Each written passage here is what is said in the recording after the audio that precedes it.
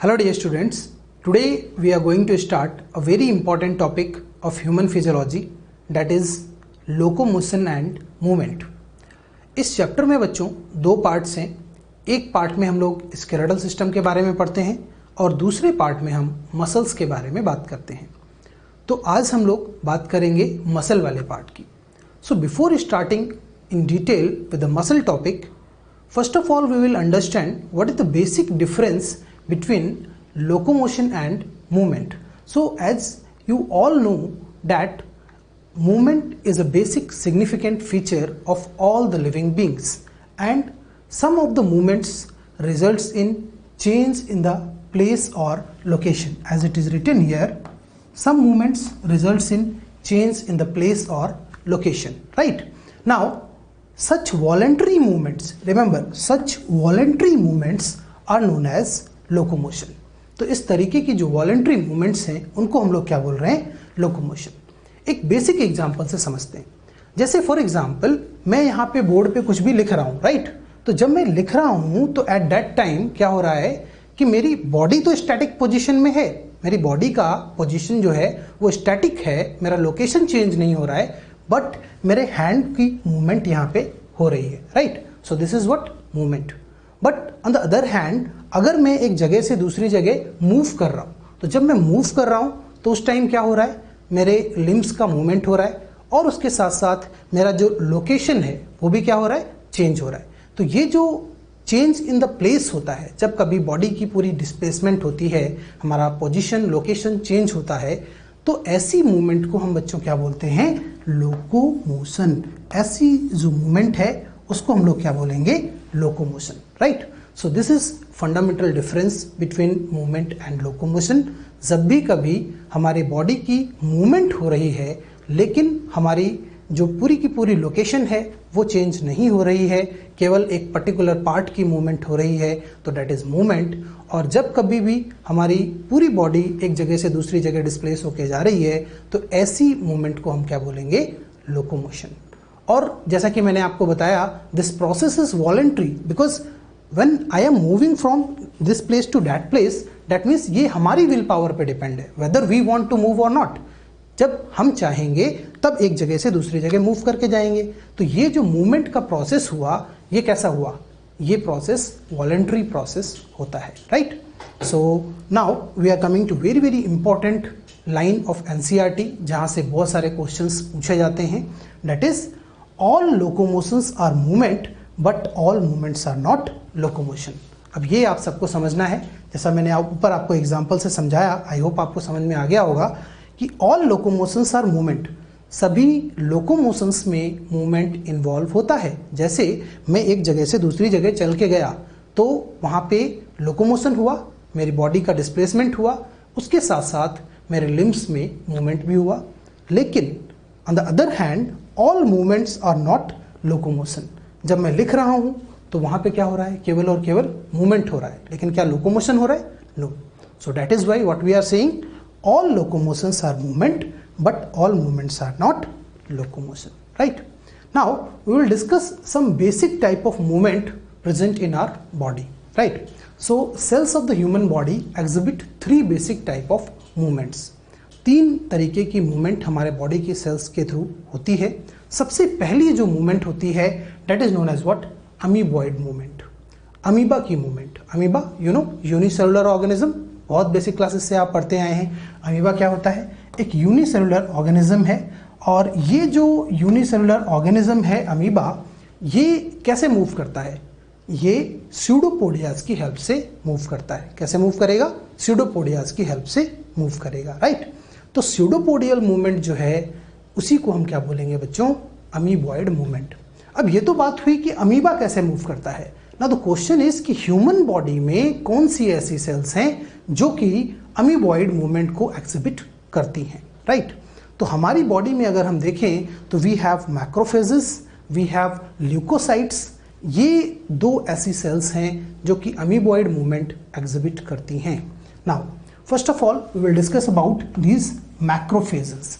Macrophages आपको पता है, आपने एनिमल टिश्यू में भी पढ़ा हुआ है, हमारे बॉडी में बहुत सारी अलग अलग तरीके की मैक्रोफेजेस पाई जाती हैं। जैसे फॉर एग्जांपल आपने पढ़ा लिवर में कफर सेल्स होती हैं, हमारे ब्रेन में मैक्रोग्लियल सेल्स होती हैं, हमारी स्प्लीन में रेटिकुलर सेल्स होती हैं, राइट। तो ये different type of macrophage cells होती हैं। And what is the function of these macrophage cells? ये जो मैक्रोफेज सेल्स होती हैं ये फैगोसाइटोसिस करती हैं। Now what is phagocytosis?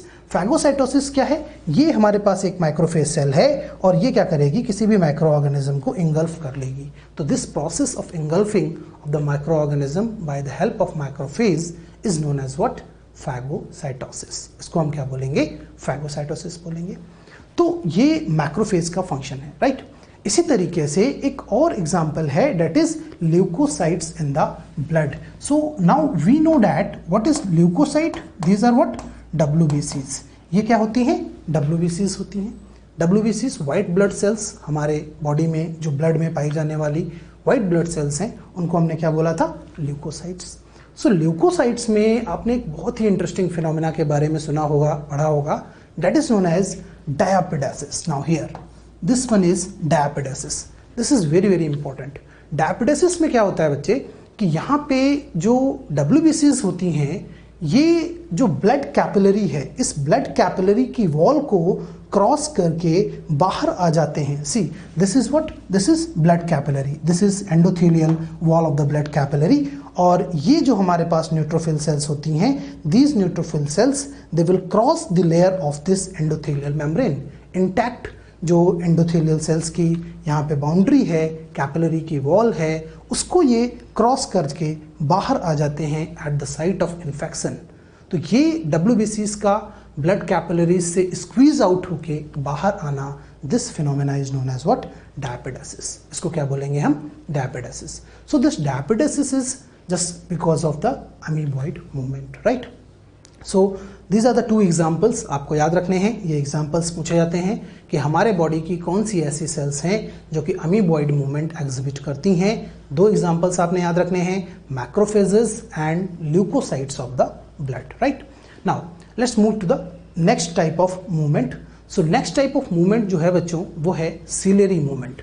Ciliary movement की अगर हम बात करें तो ये भी आपने एनिमल टिश्यू में पढ़ा, पूरे डिटेल में सीलिएटेड एपिथेलियम के बारे में पढ़ा था। आपने पढ़ा था वहाँ पे कि कुछ हमारे पास सेल्स होती हैं जो कि जैसे क्यूब लाइक सेल्स हैं, राइट। तो इन क्यूब लाइक सेल्स के टॉप पे कुछ हेयर लाइक स्ट्रक्चर्स होते हैं, या कुछ हमारे पास इस तरीके की कॉलम लाइक सेल्स होती हैं जहाँ पे बेसल न्यूक्लियस पाया जाता है। इनके भी टॉप पे यहाँ पे कुछ ये हमारे पास क्या होते हैं? हेयर लाइक स्ट्रक्चर्स होते हैं। So these hair like structures, these are known as what? Cilias. इनको हम क्या बोलते हैं? सीलियास। अभी सीलिया के बारे में एक बहुत ही इंपॉर्टेंट कॉन्सेप्ट है, वो आपको पता होगा कि सीलिया जहाँ कहीं भी होते हैं वो एक स्पेसिफिक डायरेक्शन में मूवमेंट शो करते हैं, राइट। मूवमेंट जो सीलिया के थ्रू होगी वो हमेशा कैसी होगी बच्चों? Direction specific. कैसी होगी? डायरेक्शन स्पेसिफिक मूवमेंट होती है। तो यहाँ पे कुछ एग्जाम्पल्स की हेल्प से हम समझते हैं। देखिए ट्रैकिया की बात करते हैं। ट्रैकिया में आपने देखा कि जब आपने एनिमल टिश्यू पढ़ा तो वहाँ पे आपने देखा था कि जो ट्रैकिया होता है उसकी इनर वॉल जो है, जो लाइनिंग ऑफ ट्रैकिया है, वहाँ पे कौन सी एपिथेलियम थी? Pseudo stratified ciliated columnar glandular epithelium. पढ़ा था आपने? Pseudo stratified ciliated columnar glandular epithelium. तो वहाँ पे जो इनर वॉल ऑफ ट्रैकिया है उसकी लाइनिंग में सीलियास पाए जाते हैं। Now what is the function of दो सीलियास? उन सीलियास का फंक्शन क्या होगा? जब भी कभी हम इनहेल करते हैं तो अगर at the time of inhalation if by mistake any dust particle is going to our trachea, अगर वो ट्रैकिया में जा रहा है, so before it get settled in our alveoli and start hindering the process of gaseous exchange at the alveolar surface, what we have to do is we have to expel it out, right? हमें क्या करना पड़ेगा? इसको बाहर निकालना पड़ेगा। Here comes the role of cilias which are present in the lining of trachea. Trachea की lining में जो सीलियास प्रेजेंट हैं वो हमेशा आउटवर्डली बीट करते हैं, बाहर की तरफ बीट कर रहे होते हैं, और इसी वजह से जो भी डस्ट पार्टिकल हमारे ट्रैकिया में जा रहा है वो डस्ट पार्टिकल यहाँ से अंदर जाने की बजाय बाहर एक्सपेल आउट हो जाएगा। तो इस तरीके से कोई भी डस्ट पार्टिकल हमारे एल्वेलाई तक नहीं पहुंच पाएगा by the help of cilias, right. तो ये तो एक एग्जाम्पल हो गया। इसी तरीके से एक और एग्जाम्पल है बच्चों यहाँ पे, that is female reproductive tract. Female reproductive tract means here we are talking about specifically Fallopian tube. Fallopian tube में आपने पढ़ा कि हमारे फैलोपियन ट्यूब में क्या होता है, जो ओवरी में ओवम होता है, जब वो ओवम वहाँ से निकल के फैलोपियन ट्यूब में आता है, तो एज वी ऑल नो कि जो फीमेल एग है वो अपने आप में नॉन मोटाइल होता है, उसके पास अपना कोई फ्लैजेला नहीं होता है या कोई मूवी लोकोमोटरी स्ट्रक्चर नहीं होता है। सो उसको जो फर्टिलाइजेशन की साइट है, जो एम्पुला है, वहाँ तक पहुँचाने के लिए कौन हेल्प करेगा? सीलियास।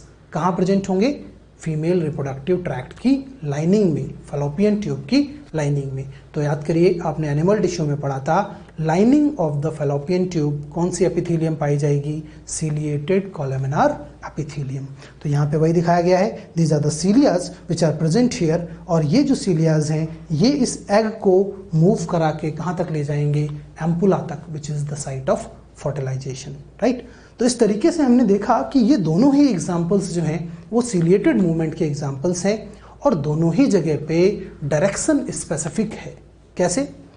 एक बार आप इमेजिन करके देखिए, अगर ये सीलियाज जो कि हमारे ट्रैकिया में प्रेजेंट हैं, अगर वो आउटवर्ड बीट ना करने की बजाय इनवर्ड बीट कर रहे होते तो क्या होता? अगर वो अंदर की तरफ डस्ट पार्टिकल्स को ढकेलते तो क्या होता? सारा का सारा डस्ट हमारा एल्वेलाई में जमा हो जाता, और जब एल्वेलाई में जमा हो जाता तो फिर क्या होता? हमारा जो गैसेस एक्सचेंज का प्रोसेस है वो वहाँ पे हिंडर हो जाता। तो इसी तरीके से अगर हम फैलोपियन ट्यूब की बात करें, अगर वो ओवा को एम्पुला की तरफ ना ले जाके बाहर की तरफ लेके आता तो क्या कभी ओवम स्पर्म तक पहुंच पाता? नहीं पहुंच पाता। कभी फर्टिलाइजेशन हो पाता? नहीं हो पाता। तो यहाँ पे हमेशा आपको याद रखना है, जब भी हम सीलियरी मूवमेंट की बात करेंगे, it will be direction specific. कैसा होगा? डायरेक्शन स्पेसिफिक मूवमेंट यहाँ पे होता है, right. So this was about two different type of movements. Now we will move towards the last movement, last type of movement, that is muscular movement. Very very important. हमारे body में जो different type of movements हैं वो सब maximum किसकी वजह से हैं? मस्कुलर मूवमेंट की वजह से। जो मसल्स हैं हमारे बॉडी की, उनकी वजह से मूवमेंट होती हैं। जैसे for example, if I am walking, I am running, तो एक प्लेस से दूसरी तरफ मैं जा रहा हूँ तो उस समय क्या हो रहा है? हमारे लिम्स की जो मसल्स हैं वो कॉन्ट्रैक्ट हो रही हैं, रिलैक्स हो रही हैं, उसकी वजह से फोर्स जनरेट हो रहा है, राइट। तो हम मूव कर पा रहे हैं। Similarly if I am talking about like I am laughing, I am speaking, तो जब मैं बोल रहा हूँ, हंस रहा हूँ, तो उस टाइम पे भी क्या हो रहा है? उस टाइम पे भी हमारे जॉ की जो मसल्स हैं, हमारे टंग की जो मसल्स हैं, these all are playing role in the movement, right. तो muscular movement it is very very important. ये तो कुछ एक्सटर्नल बॉडी पार्ट्स के मूवमेंट की बात की हमने, मस्कुलर मूवमेंट्स की। तो यहाँ पे we are having some beautiful pictures for you. See, this is running. तो रनिंग में भी क्या होगा? हमारे पास मस्कुलर मूवमेंट्स होंगे। At the time of laughing क्या होगा? जॉ मसल्स जो हैं वो मूव कर रही हैं। तो यही यहाँ पे लिखा हुआ है, movement of our limbs, jaw, tongue, ये सब कैसे तरीके की मूवमेंट्स होती हैं? These all are muscular movements. कुछ इंटरनल बॉडी के मस्कुलर मूवमेंट्स की बात करते हैं। जैसे for example, at the time of breathing, जब हम ब्रीदिंग की बात करते हैं तो at the time of breathing हमारा डायाफ्राम जो है वो क्या कर रहा है? कॉन्ट्रैक्ट कर रहा है, रिलैक्स कर रहा है। हमारी इंटरकोस्टल मसल्स कॉन्ट्रैक्ट कर रहे हैं, रिलैक्स कर रहे हैं। तो वहाँ पे भी क्या हो रहा है? मूवमेंट हो रहा है। सिमिलरली पंपिंग ऑफ हार्ट, हमारा हार्ट में सिस्टोल डायस्टोल हो रहा है, तो क्या हो रहा है? कार्डियक मसल्स जो हमारे हार्ट की हैं वो क्या कर रही हैं? मूव कर रही हैं, राइट। तो ये मस्कुलर मूवमेंट है। ये सब क्या है? मस्कुलर मूवमेंट है। एक और एग्जाम्पल, हमारे एलिमेंट्री कनाल की पेरिस्टाल्टिक मूवमेंट, जिसकी वजह से फूड जो है वो आगे की तरफ प्रोपेगेट होता है। तो ये भी किसका एग्जाम्पल है बच्चों? मस्कुलर मूवमेंट का एग्जाम्पल है। तो इस चैप्टर में बेसिकली अब हम आगे डिटेल में पढ़ने वाले हैं किसके बारे में? मसल्स के बारे में। So first of all we will discuss about different type of muscles, their structures, and then we will discuss how exactly these muscles are going to contract and relax, what is the mechanism behind that, right? So this was about muscle part. Now we will have some basic information about muscles. तो muscles की कुछ basic information की अगर हम बात करें बच्चों, तो सबसे पहले as we all know that कि जो मसल्स हैं उनकी स्टडी को हम क्या बोलेंगे यहाँ पे? मायोलॉजी, या क्या हम बोलेंगे यहाँ पे? सार्कोलॉजी। तो सार्को वर्ड बच्चों हम यहाँ पे किसके लिए यूज़ करेंगे? मसल के लिए यूज़ करेंगे। आपको याद रखना है, सार्को वर्ड जो है वो किसके लिए यूज किया जाएगा? मसल के लिए। तो scientific study of the muscle that is known as sarcology और मायोलॉजी, राइट। सिमिलरली जब आपने एनिमल टिश्यू पढ़ा तो वहाँ पे आपको बताया गया हर टिश्यू की अपनी डिफरेंट टाइप की क्या होती है, ओरिजिन।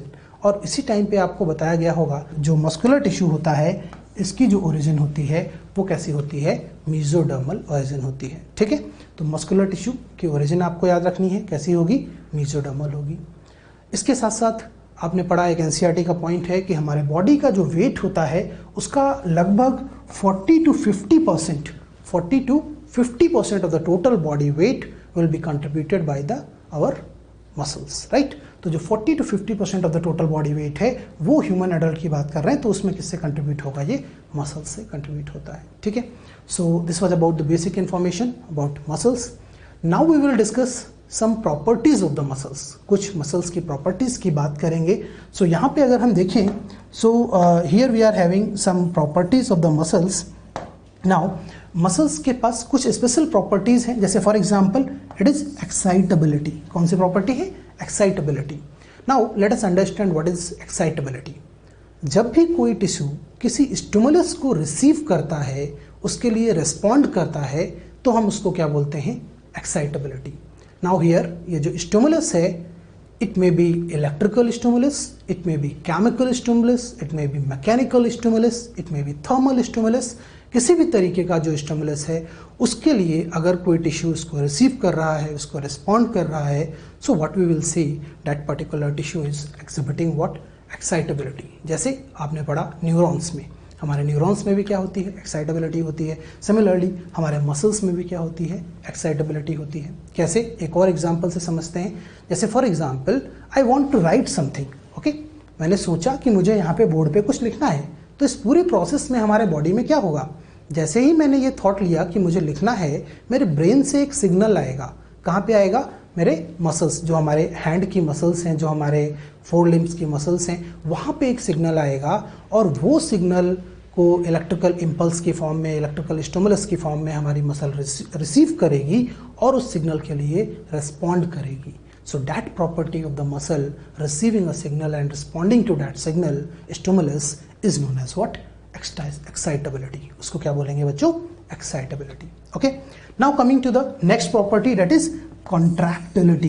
कॉन्ट्रैक्टिलिटी मतलब मसल का कॉन्ट्रैक्ट होना। जब वो स्टिमुलस रिसीव करेगी, मसल जब स्टिमुलस रिसीव करेगी तो फिर क्या होगा, फिर वहाँ पे जो मसल के अंदर मसल फाइबर्स हैं, हम आगे डिटेल में स्ट्रक्चर देखेंगे, तो मसल के अंदर जो मसल फाइबर्स हैं उनकी लेंथ कम हो जाएगी, शॉर्ट हो जाएंगे, और फिर ओवरऑल धीरे धीरे पूरी लेंथ जो है मसल की वो क्या हो जाएगी, शॉर्ट हो जाएगी, छोटी हो जाएगी। And that property of the muscle is known as what, contractility. उसको हम क्या बोलेंगे बच्चों, कॉन्ट्रैक्टिलिटी बोलेंगे, ठीक है। इसी तरीके से एक और प्रॉपर्टी है, दैट इज एक्सटेंसिबिलिटी। एक्सटेंसिबिलिटी का मतलब क्या है, अपनी नॉर्मल पोजीशन से एक्सटेंड हो जाना। जैसे फॉर एग्जांपल एक रबर बैंड होता है, राइट, उस रबर बैंड का एक नॉर्मल पोजीशन है, अब हम चाहें तो उसको पुल कर सकते हैं, उसको खींच सकते हैं, राइट। तो that property is known as what, extensibility. तो मसल का अपनी नॉर्मल पोजीशन से एक्सटेंड हो जाना, बढ़ जाना, उसको हम क्या बोलेंगे, that is known as extensibility, right. Now another property that is elasticity. Elasticity आप सबको पता है क्या होता है, एक रबर बैंड है, उसको हमने खींचा तो इलोंगेट हो गया, फिर से हमने छोड़ा तो फिर से अपनी नॉर्मल पोजीशन पे आ गया। So similarly in case of muscle, हम चाहें तो अपनी मसल को इलोंगेट कर सकते हैं, एक्सटेंसिबिलिटी वो एग्जिबिट करेगी और फिर से वो अपनी नॉर्मल पोजीशन में आ जाएगी। So that is why we are saying our muscles are exhibiting what, elasticity, right? So this is how we have understood our muscles are having four basic properties. One is excitability, one is contractility, another one is extensibility and it is elasticity, right? So ये हमने देखा हमारे muscles की जो basic properties हैं, कुछ basic informations जो हमें हमारे मसल्स के बारे में चाहिए थी। इसके बाद अब हम लोग बात करेंगे टाइप ऑफ मसल्स की, राइट? तो एज वी नो कि जो हमारे बॉडी है उसमें there are 3 basic type of muscles. Now here we are having voluntary muscles और skeletal muscle, number 1, number 2 involuntary muscles और smooth muscles and number 3 cardiac muscles, right? तो हमारे बॉडी में 3 बेसिक टाइप की मसल्स होती हैं। एक हो गई वॉलंटरी मसल जिसको हम स्केलेटल मसल बोलते हैं, हमारे बॉडी के स्केलेटल एलिमेंट्स के साथ क्लोजली एसोसिएटेड होती है, हमारी बोन के साथ जुड़ी हुई जो मसल्स हैं, जैसे ये हमारी बाइसेप्स की मसल्स हैं, ट्राइसेप्स की मसल्स होती हैं, या हमारे लोअर लिम्स की जो मसल्स होती हैं, दिस ऑल आर मसल्स जो कि हमारे बोन्स से जुड़ी हुई हैं, उनको हम क्या बोलेंगे, skeletal muscles. In detail we will discuss structure and function of this skeletal muscles, right. इसी तरीके से दूसरा क्या है हमारे पास, इनवॉलेंट्री या स्मूथ मसल। इनवॉलेंट्री या स्मूथ मसल्स जो हमारे बॉडी के इंटरनल पार्ट में, विसरल ऑर्गन्स में पाई जाती हैं, जैसे फॉर एग्जांपल हमारी एलिमेंट्री कनाल की वॉल में, जो गट है उसकी वॉल में पाई जाने वाली मसल्स, या जो हमारी ब्लड वेसल्स होती हैं उसकी वॉल में पाई जाने वाली muscles. These all are example of what, example of involuntary और smooth muscle. Why we are saying them involuntary, because इनका जो कॉन्ट्रैक्शन है वो हमारी विल पावर से कंट्रोल नहीं होगा। क्या हम चाहें तो हमारी ब्लड वेसल कॉन्ट्रैक्ट हो और रिलैक्स हो, ऐसा होता है क्या? नहीं होता, राइट। तो हमारी ब्लड वेसल्स में कब उसका डायलेशन होना है, कब वैसो कंस्ट्रक्शन होना है, ये हमारी विल पावर पे डिपेंडेंट नहीं होता है। इसीलिए हम बोलते हैं जो स्मूथ मसल्स होती हैं वो कैसे होती हैं बच्चों, इनवॉलेंट्री होती हैं। लेकिन अगर हम इसकी बात करें स्केलेटल मसल की, तो जब हम चाहेंगे तो हमारी स्केलेटल मसल मूव करेगी। जैसे फॉर एग्जांपल अगर मैं चाहता हूं कि ये पेन को मैं लिफ्ट करूं, उठाऊं, तो जैसे मैंने डिसाइड किया तो मैंने उठा लिया, तो ये मसल क्या हो गई, कॉन्ट्रैक्ट हो गई, ठीक है। तो इस तरीके से जिन मसल्स का कॉन्ट्रैक्शन, रिलैक्सेशन हमारी विल पावर से रहेगा तो उसको अपन क्या बोल देंगे, वॉलेंट्री, और जिनका हमारे कंट्रोल में नहीं रहेगा उनको हम क्या बोलेंगे, involuntary muscles. Now coming to the third muscle, that is cardiac muscle. नाम से ही समझ में आ रहा है, कार्डियक वर्ड हम किसके लिए यूज़ करते हैं, हार्ट के लिए यूज़ करते हैं। तो ये मसल्स एक्सक्लूसिवली हमारे हार्ट की वॉल में पाई जाती हैं। और हार्ट की जो मसल्स होती हैं, इन मसल्स की अगर हम बात करें तो ये भी कैसी होती हैं बच्चों, इनवॉलेंट्री। ये मसल्स भी कैसी होती हैं, इनवॉलेंट्री। ऑब्वियस सी बात है, हमारे हार्ट की पंपिंग हमारे कंट्रोल में तो नहीं होती है। जैसे हम चाहें कि हमें अभी अपने हार्ट को रिलैक्स रखना है थोड़ी देर के लिए, so is it possible, not possible, obviously, right. So heart की जो मैकेनिज्म है, जो पंपिंग है, वो भी हमारे कंट्रोल में नहीं है। डैट मीन्स जो कार्डियक मसल्स होती हैं वो भी कैसी होती हैं, इनवॉलेंट्री होती हैं, राइट। तो ये हम देखेंगे कि कहाँ कहाँ पे पाई जाती हैं, एक डायग्राम के थ्रू हम समझ सकते हैं। तो देखिए यहाँ पे आपको एक्सप्लेन किया गया है, हार्ट की जो मसल्स हैं उनको हमने क्या बोल दिया, कार्डियक मसल्स बोल दिया। स्मूथ मसल्स जो हमारे ब्लड वेसल्स की मसल्स हैं, इनको हमने क्या बोल दिया, स्मूथ मसल्स। सिमिलरली ये हमारे हैंड की जो मसल्स हैं, इनको हमने क्या बोल दिया, स्केलेटल मसल्स, ठीक है। तो ये पोजीशन के, लोकेशन के बेसिस पे हमने देखा कि हमारे बॉडी में 3 different type of muscles are there, skeletal muscles, smooth muscles and cardiac muscles. Now one by one we will discuss about them in detail, right? So first of all we will start with voluntary muscle और skeletal muscle. तो जैसा कि मैंने आपको अभी बताया कि जो skeletal muscles होती हैं they are closely associated with the skeletal component of the body. They are closely associated with skeletal component of the body. हमारे बॉडी के जो skeletal component हैं, जो bones हैं, उनके साथ ये क्या होती हैं, जुड़ी हुई होती हैं, अटैच्ड रहती हैं, ठीक है। इसके बाद यहाँ पे बताया गया कि they have striped appearance under the microscope and hence they are known as striated muscles. इनको और क्या नाम दिया गया बच्चों, स्ट्राइटेड मसल्स नाम दिया गया। क्यों ऐसा बोला गया, जब हम इन मसल्स के स्ट्रक्चर को देखते हैं तो यहाँ पे जैसे फॉर एग्जाम्पल एक मैं आपको स्केलेटल मसल फाइबर के स्ट्रक्चर दिखाऊं तो यहाँ पे हम देखेंगे कि कुछ स्ट्राइसन्स पाए जाते हैं। इस मसल के ऊपर क्या होते हैं, कुछ स्ट्राइसन्स पाए जाते हैं। So just because of these striations हम इन मसल्स को क्या बोलते हैं, this is what, striated muscles. अभी ये जो स्ट्राइसन्स हैं, जो धारियाँ हैं, अगर हिंदी में इनको बोले तो क्या होगा, कुछ स्ट्राइप्स, कुछ धारियाँ इन मसल्स के ऊपर पाई जाती हैं। और ये जो धारियाँ हैं उनके पीछे क्या स्टोरी है, क्या लॉजिक है, उसको हम लोग आगे समझेंगे, क्यों ये इस तरीके का स्ट्राइटेड अपीयरेंस यहाँ पे पाया जाता है, right. So this was about voluntary muscles. So voluntary muscles जैसे यहाँ पे आपको एक डायग्राम के थ्रू एक्सप्लेन करा गया है, दिस इज आवर बाइसेप्स, और इस बाइसेप्स में से हमने यहाँ से एक मसल को निकाल लिया, और ये जो मसल है अब इसका हम लोग क्या करेंगे, एक डिटेल स्ट्रक्चर हम लोग यहाँ पे देखेंगे। तो डिटेल स्ट्रक्चर में देखिए, ये हमारे पास एक मसल है और इस मसल का इंटरनल स्ट्रक्चर इन डिटेल आपको दिखाया गया है, राइट। तो आइए समझते हैं, this is very very important part. यहाँ पे अगर हम देखें तो ये जो है ये हमारे पास एक पूरी की पूरी स्केलेटल मसल है। जैसे लेट अस सपोज ये हमारी बाइसेप्स की मसल है, इसको हमने ले लिया और इसका एक ट्रांसवर्स सेक्शन ले लिया, बीच में से इसको कट कर दिया, ट्रांसवर्स सेक्शन ले लिया। और जब हम इस ट्रांसवर्स सेक्शन की बात करेंगे इस मसल की, तो हम देख रहे हैं कि यहाँ पे कुछ इस तरीके के गोल गोल से बंडल्स पाए जा रहे हैं। कुछ यहाँ पे इसके अंदर आपको नजर आ रहे हैं ना, ये छोटे छोटे से बंडल्स पाए जा रहे हैं। तो ये पूरी की पूरी जो स्ट्रक्चर है, ये किसकी स्ट्रक्चर है? This is structure of skeletal muscle. और अब हम अगर इस स्केलेटल मसल की बात करें तो इसमें हमने देखा बहुत सारे क्या थे? बंडल्स। तो इनमें से हमने क्या किया? एक बंडल को बाहर निकाल लिया। तो now this one is structure of bundle of muscle fibre. ये किसका स्ट्रक्चर है बच्चों? बंडल ऑफ मसल फाइबर का। तो मसल के अंदर बहुत सारे क्या हैं? बंडल्स हैं। उन बंडल्स में क्या है? मसल फाइबर्स हैं। तो अब हमने क्या किया? ये जो पूरा एक बंडल था, उस बंडल में से एक और मसल फाइबर खींच लिया। ठीक है, तो ये स्ट्रक्चर जो है, this structure is what? Muscle fibre. तो इस हायरार्की को आप समझिए। This is very very important to understand the functioning of skeletal muscle. आपको ये स्ट्रक्चर को समझना पड़ेगा। सबसे पहले देखिए, मसल है पूरी, उस मसल के अंदर क्या है? बहुत सारे बंडल्स हैं और उनमें से एक बंडल को हमने बाहर निकाल लिया। ये हमारे पास पूरी मसल थी, इसमें से हमने एक बंडल को बाहर निकाल लिया। अब इस बंडल में भी क्या है? यहाँ पे अगर देखिए तो इस बंडल में भी क्या है? बहुत सारे छोटे छोटे क्या है हमारे पास? मसल फाइबर्स प्रेजेंट हैं। तो अब हमने क्या किया? इनमें से एक मसल फाइबर को बाहर निकाल लिया। ठीक है, तो आप हायरार्की को समझिए। स्केलेटल मसल है पूरी, मसल के अंदर क्या है? बंडल ऑफ मसल फाइबर, और बंडल ऑफ मसल फाइबर के अंदर क्या है? Individual muscle fibre. यहाँ तक क्लियर है? तो यहाँ पे सबसे पहले स्केलेटल मसल के अंदर यहाँ पे क्या है? बंडल ऑफ मसल फाइबर, और बंडल ऑफ मसल फाइबर के अंदर क्या है? Individual muscle fibre.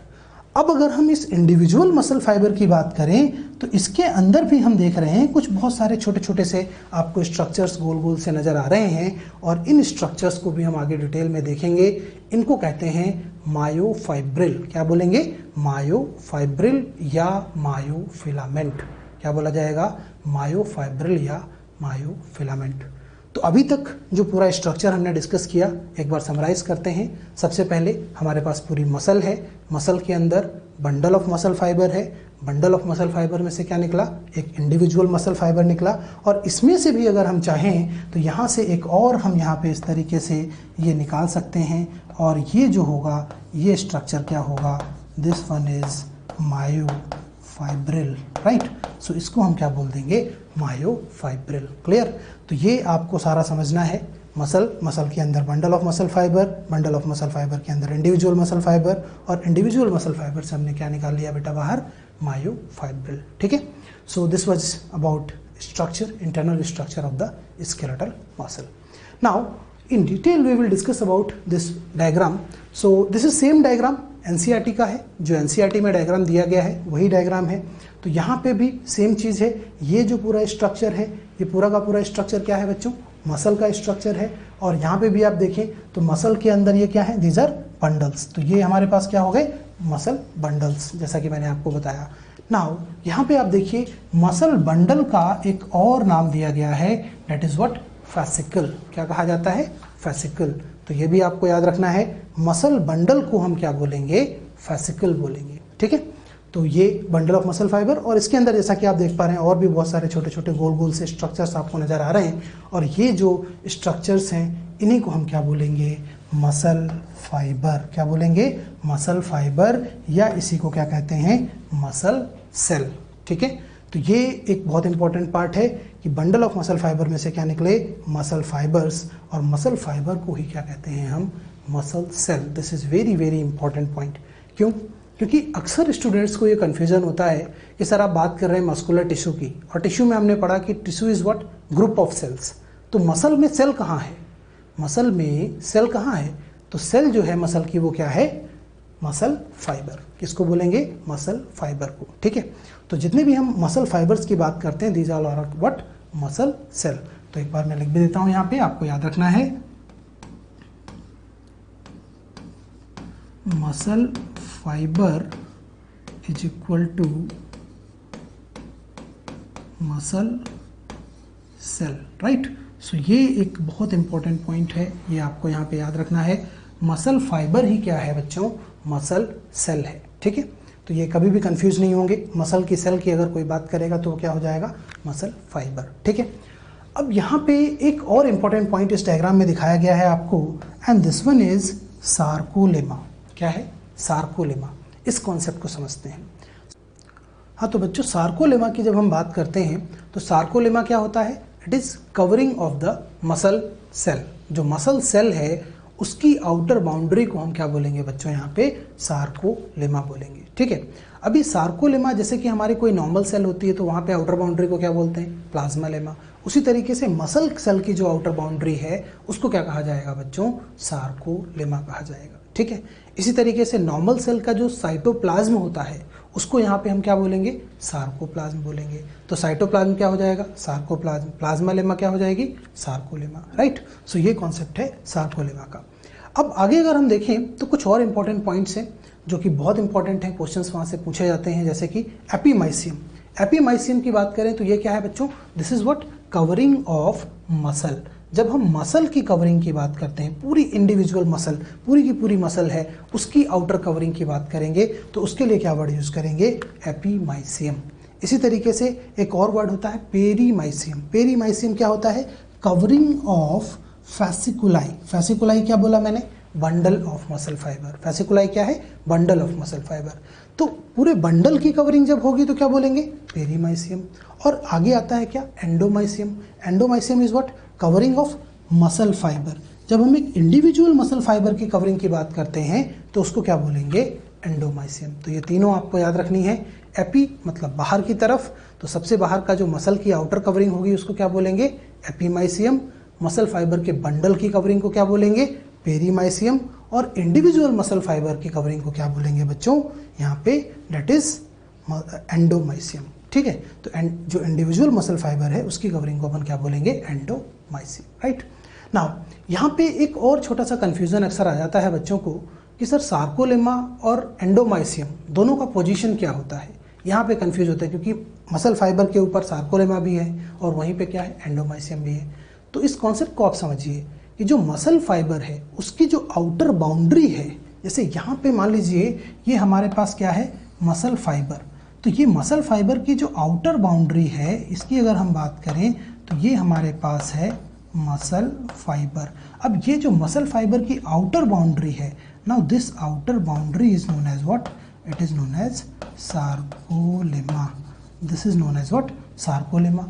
लेकिन इसके ऊपर की अगर हम बात करेंगे तो इसके ऊपर एक और कवरिंग पाई जाएगी, and this covering is known as what, this covering is known as endomysium. इसको हम लोग क्या बोलेंगे, एंडोमाइसियम।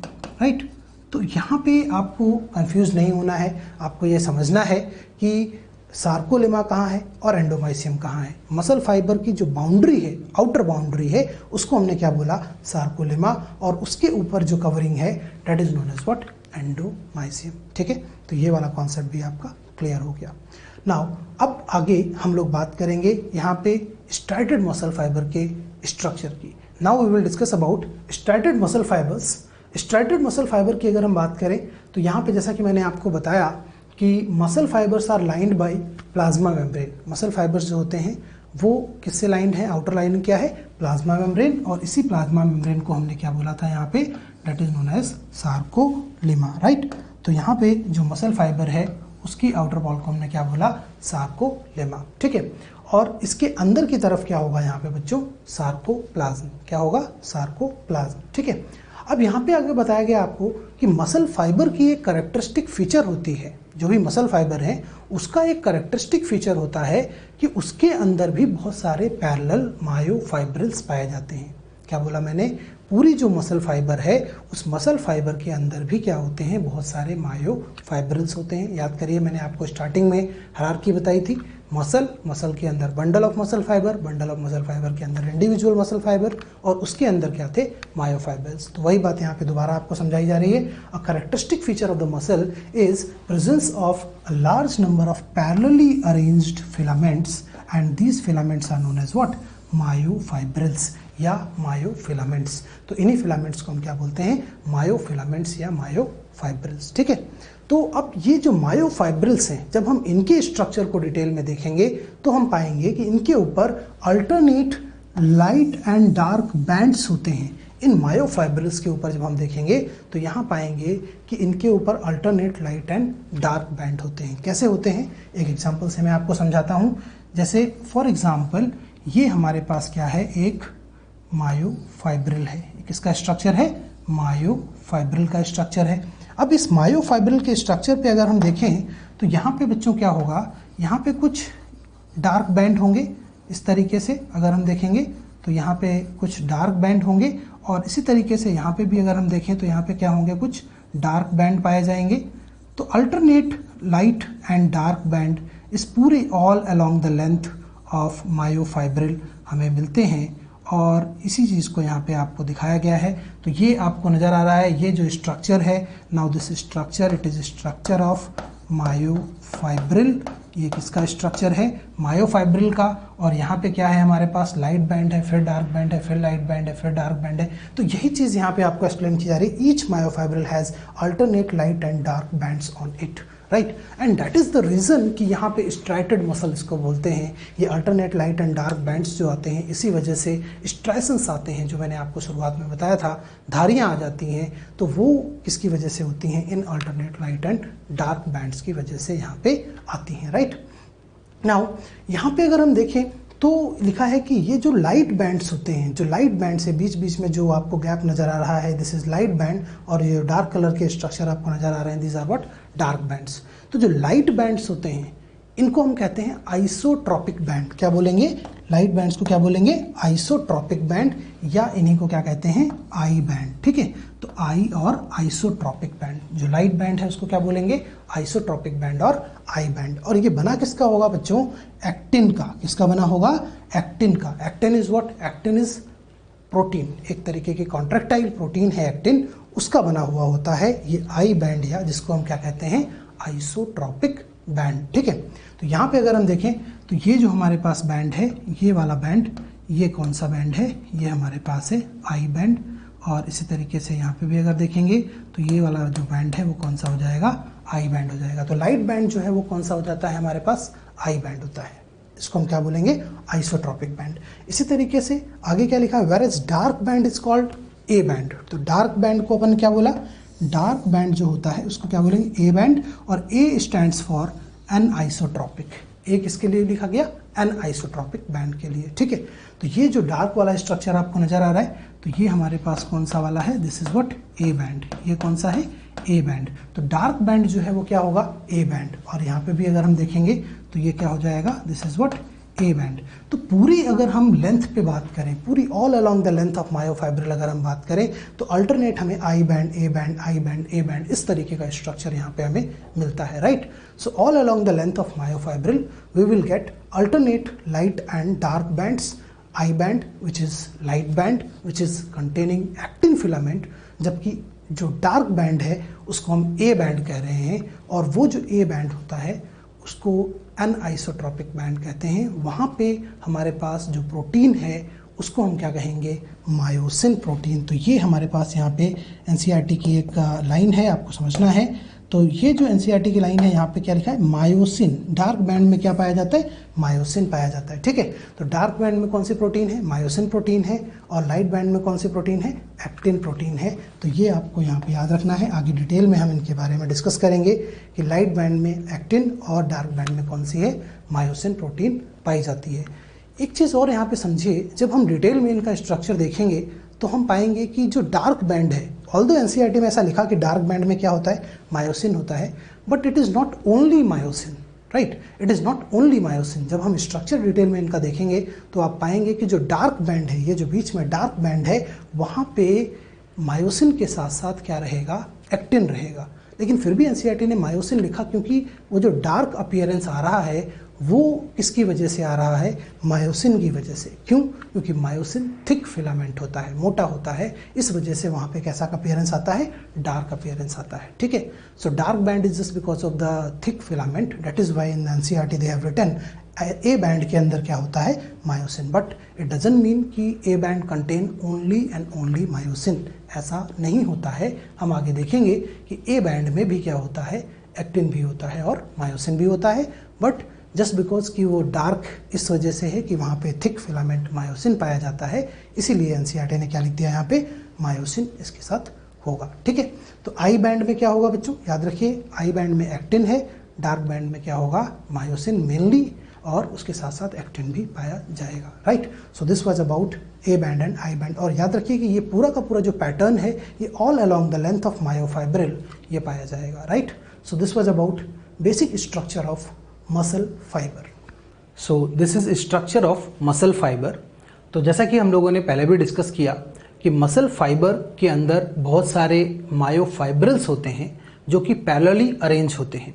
तो यहाँ पे आप देख सकते हैं this is structure of complete muscle fibre, और इसके अंदर आप देख सकते हैं बहुत सारे क्या हैं, पैरेलल यहाँ पे मायोफाइब्रिल्स पाए जा रहे हैं। तो यही चीज़ हमने पीछे देखी थी कि मसल फाइबर के अंदर क्या होते हैं, बहुत सारे मायोफाइब्रिल्स पाए जाते हैं। Right, so this is what, this is myofibril. Okay, तो अगेन हायरार्की आपको याद हो गई होगी अब तक कि हमने पढ़ा था मसल के अंदर क्या है, बंडल ऑफ मसल फाइबर, उसके अंदर मसल फाइबर इंडिविजुअल, और मसल फाइबर के अंदर क्या प्रेजेंट है बच्चों, मायोफाइब्रिल। ओके, और जैसा कि हमने पीछे डिस्कस किया था कि मसल फाइबर की आउटर जो बाउंड्री है, जो प्लाज्मा लेमा है उसकी, उसको यहाँ पे हमने क्या मेंशन किया था, sarcolemma.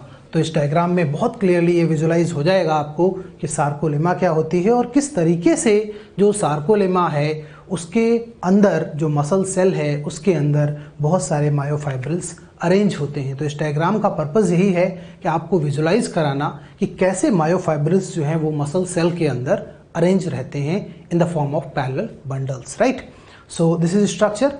One more thing you can notice here कि यहाँ पे आपको ये डार्क बैंड और लाइट बैंड दिख रहे हैं। तो जैसे प्रीवियस स्लाइड में हमने बात की कि alternate light and dark bands present होते हैं। तो यहाँ पे आप देख सकते हैं ये डार्क बैंड है, ये लाइट बैंड है, फिर से डार्क बैंड है, फिर लाइट बैंड है। तो ऑल अलोंग इट्स लेंथ इसके ऊपर क्या मिलेंगे, हमें alternate light and dark band मिलते रहेंगे। Right, so this was about muscle fibre structure.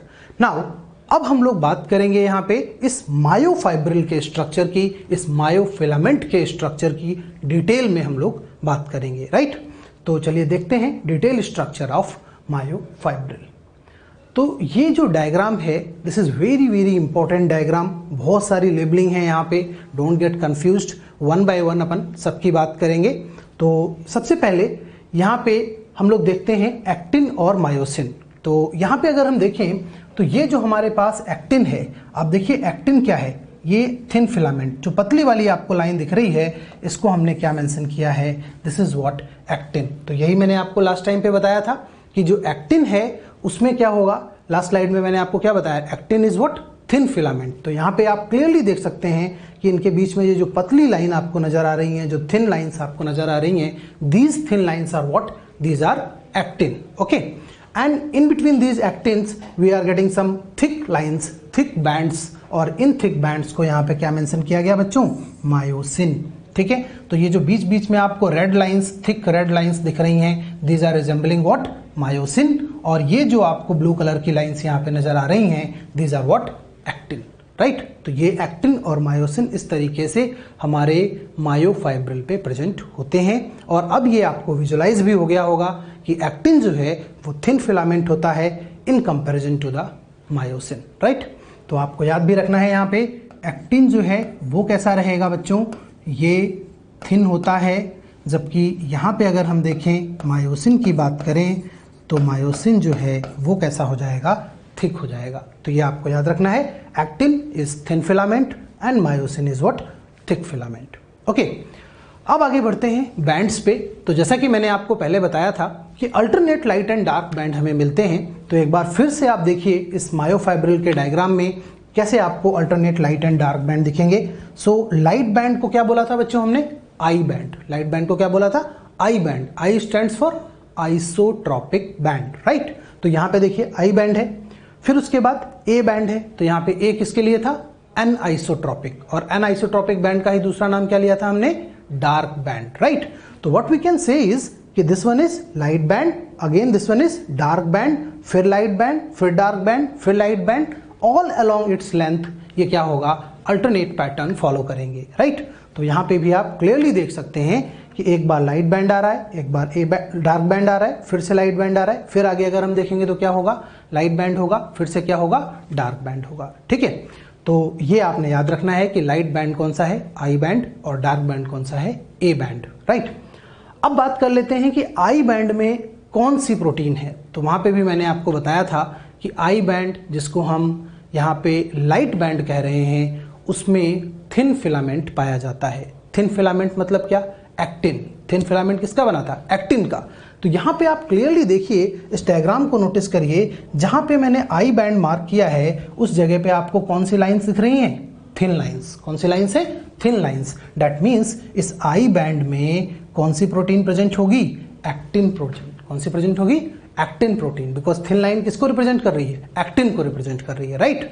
तो आई बैंड में क्या प्रेजेंट है, एक्टिन प्रेजेंट है। और ए बैंड की अगर हम बात करें, डार्क बैंड की बात करें, एनाइसोट्रॉपिक बैंड की बात करें, तो वहां पे आप देखते हैं कि ये हमारे पास यहाँ पे क्या है, डार्क लाइंस हैं। ये डार्क लाइंस नजर आ रही है आपको, ये सारी डार्क लाइंस, और ये डार्क लाइंस क्या है, मायोसिन। ये डार्क लाइंस क्या है, मायोसिन, राइट। तो जो ए बैंड है वहां पे हमारे पास क्या पाया जाएगा, myosin.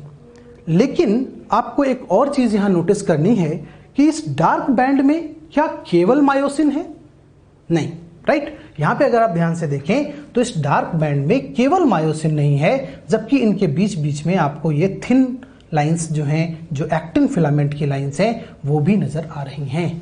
Now what we can conclude is कि जो ए बैंड होता है उसमें मायोसिन के साथ साथ और क्या प्रेजेंट होता है, एक्टिन प्रेजेंट होता है। मायोसिन भी होगा और क्या होगा, एक्टिन भी होगा। बट फिर भी जब आप एनसीईआरटी को पढ़ते हैं तो वहाँ लिखते हैं कि थिक बैंड जो है हमारे पास, डार्क बैंड है, उसमें मायोसिन होता है।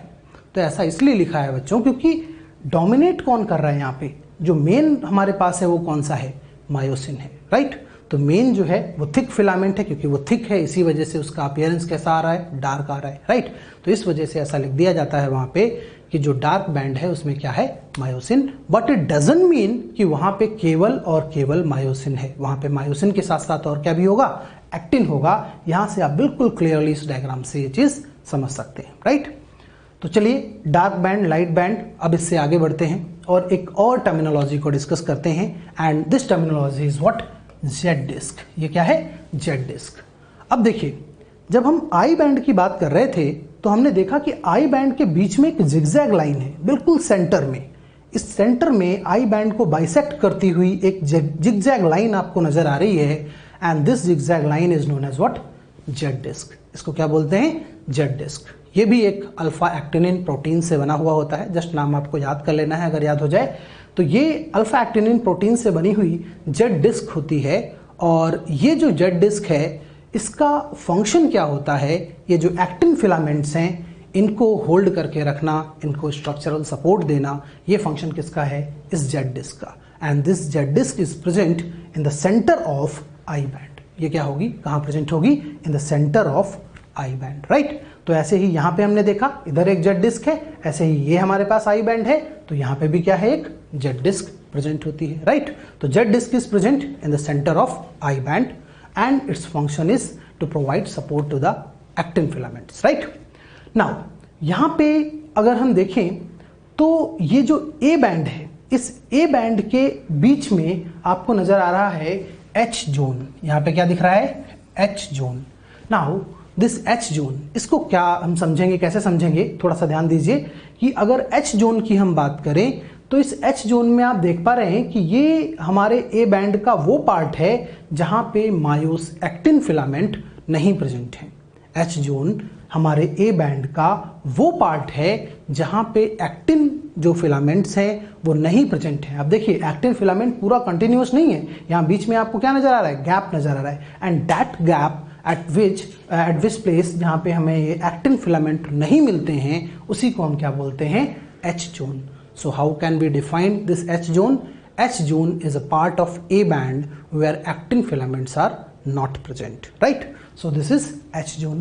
Now in the centre of this H zone, यहाँ पे अगर आप देखें तो कुछ ये इस तरीके की डॉटेड लाइंस आपको नजर आ रही हैं, and these dotted lines are what, this is M line. ये क्या है बच्चों, एम लाइन। तो एम लाइन क्या होती है इसको भी समझिए। यहाँ पे M stands for myomesin, M stands for myomesin. It is again a type of protein, ये भी एक तरीके की प्रोटीन होती है। और इस मायोमेसिन प्रोटीन जो कि बिल्कुल सेंटर में प्रेजेंट है, ए बैंड के सेंटर में, जैसे आई बैंड के सेंटर में क्या प्रेजेंट है, जेड डिस्क, उसी तरीके से ए बैंड के सेंटर में क्या प्रेजेंट है, एम लाइन प्रेजेंट होती है। मायोमेसिन प्रोटीन की बनी हुई एम लाइन प्रेजेंट होती है।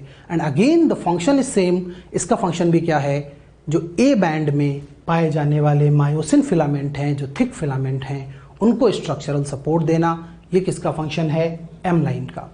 तो आई थिंक अब ये सारी टर्मिनोलॉजी आपको क्लियर हो गई होगी। What is I band, what is A band, what is M line, what is S zone, what is Z disc, this all things are clear, right. Now we were coming to the very important point जो कि सबसे important है यहाँ पे, that is what, sarcomere. Sarcomere क्या होता है इसको समझिए। Space between two successive Z lines on a myofibril, right. On a myofibril space between two successive Z lines, उसको हम क्या बोलेंगे, सार्कोमियर। मतलब दो पास पास की जेड लाइन्स के बीच की जो दूरी है सार्कोमियर पे, यहाँ पे मायोफाइब्रिल पे, उसको हम लोग क्या बोलेंगे, sarcomere. And this sarcomere it is very very important because it is known as structural and functional unit of muscle contraction. This is very important question. कई बार ये पूछा जाता है आपसे कि मसल कॉन्ट्रैक्शन की या मसल फाइबर की स्ट्रक्चरल और फंक्शनल यूनिट क्या होती है, तो वो क्या हो जाएगा, सार्कोमियर। अब बच्चों आगे जब हमें पूरा मसल कॉन्ट्रैक्शन की मैकेनिज्म समझनी है तो वो आपको तभी समझ में आएगी जब आपको ये क्लियर होगा कि सार्कोमियर क्या होता है। तो एक बार फिर से मैं रिपीट कर रहा हूँ, सार्कोमियर क्या होता है, it is space between to Z lines present on myofibril. Myofibril पे पास पास में जो दो जेड लाइन्स हैं, जो सक्सेसिव टू जेड लाइन्स हैं, उनके बीच की जो दूरी है उसको हम लोग क्या बोल रहे हैं, सार्कोमियर। और मैंने क्या बोला, ये स्ट्रक्चरल और फंक्शनल यूनिट है। स्ट्रक्चरल यूनिट क्यों बोला, जरा समझिए इस चीज को। स्ट्रक्चरल यूनिट क्यों बोला, क्योंकि दो जेड लाइन्स के बीच में जो स्ट्रक्चर आपको नजर आ रहे हैं, यही all along the length of myofibril पाए जाएंगे। यहाँ पे जैसे दो जेड लाइन्स हैं, ऐसे ही आगे अगर हम देखेंगे तो यहाँ एक और जेड लाइन होगी, तो वो भी एक सार्कोमियर बन जाएगा, और आगे देखेंगे तो एक और सार्कोमियर बन जाएगा। दैट मीन्स जो सारे स्ट्रक्चर इन दो जेड लाइन्स के बीच में यहाँ पे आपको नजर आ रहे हैं, यही structures all along the length of myofibril repeat होते जाएंगे। That is why we are saying it is what, structural unit, right.